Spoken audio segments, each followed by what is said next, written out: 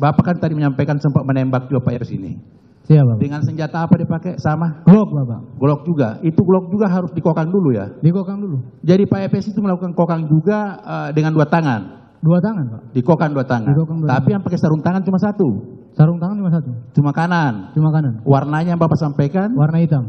Jadi tangan kirinya ini sempat menyentuh senjata juga berarti? Sempat menyentuh senjata. Jadi pada saat menembak 2 tangan digunakan? 2 tangan.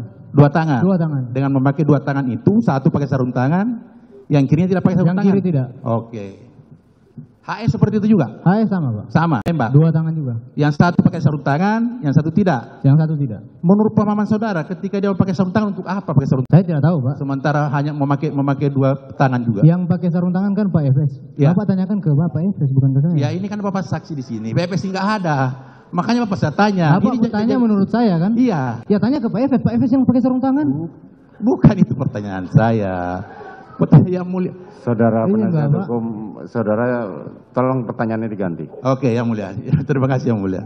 Selanjutnya, saudara saksi, Bapak tadi menyatakan bahwa Pak Efes ini menggunakan 2 tangan ketika melakukan penembakan dan sebelum penembakan, sementara 1 memakai sarung tangan. Pertanyaan selanjutnya, kaitannya dengan... Kalau orang tahu nembak pasti tahu maksudnya apa, Pak. Ya, tahu. Ya. Kenapa Jadi- cuma pakai di kanan? Ya. Pertanyaan saya selanjutnya, jarak antara Joshua dengan Bapak ketika melakukan penembakan? 2 meter, Pak. 2 meter. Siap. Dengan jarak itu kira-kira tembus nggak peluru ya? Dari pengalaman Bapak sebagai polisi ini. Saya tidak pernah nembak nggak orang, peluru Pak. kira kalau menembus? Saya tidak pernah nembak orang sebelumnya. Izin Bapak, pertanyaan penasihat hukum ini selalu minta pendapat dari saksi. Ini saksi fakta, bukan ahli. Jadi gini, Jadi bahas. nanti tanya sama Oke. ahlinya saja, gitu Pak. Jadi gini yang mulia, ini kan kaitannya dengan apa yang dialami, dirasakan. Betul, apa yang dialami, Sehingga tapi dia, juga pertanyaan saudara salah. Coba diganti yang lain. Oke. Silakan. Siap yang mulia. Kaitannya dengan skenario. Skenario, Pak. Iya, skenario. Pada saat setelah kejadian, Pak Richard ini kan diperiksa di propos ya? Bertiga. Siap. Betul, Pak. Bertiga. Bertiga ini diperiksa di propos. Diperiksa di propos. Nah, kemudian cerita terkait dengan skenario itu Bapak jelaskan. Siap, betul. Apakah Pak Richard ini dengan ketiga terdakwa ini pernah bertemu nggak untuk bersepakat kaitannya dengan cerita skenario ini? Tidak ada, Pak. Tidak ada.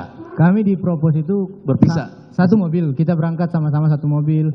Kita sama makan-makan sama-sama di mobil. Oke. Tapi jadi tidak ada membicarakan tentang itu. Oh, kejadian. tidak ada membicarakan Tidak ada, Pak. skenario itu. Tidak Sama ada. sekali cerita sendiri.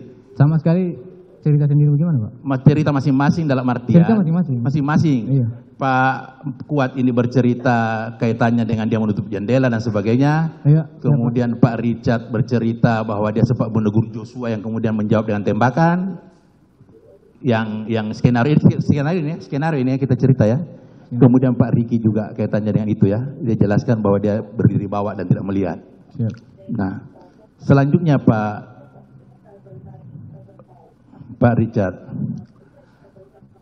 apakah Bapak tahu bahwa di Duren 3 nih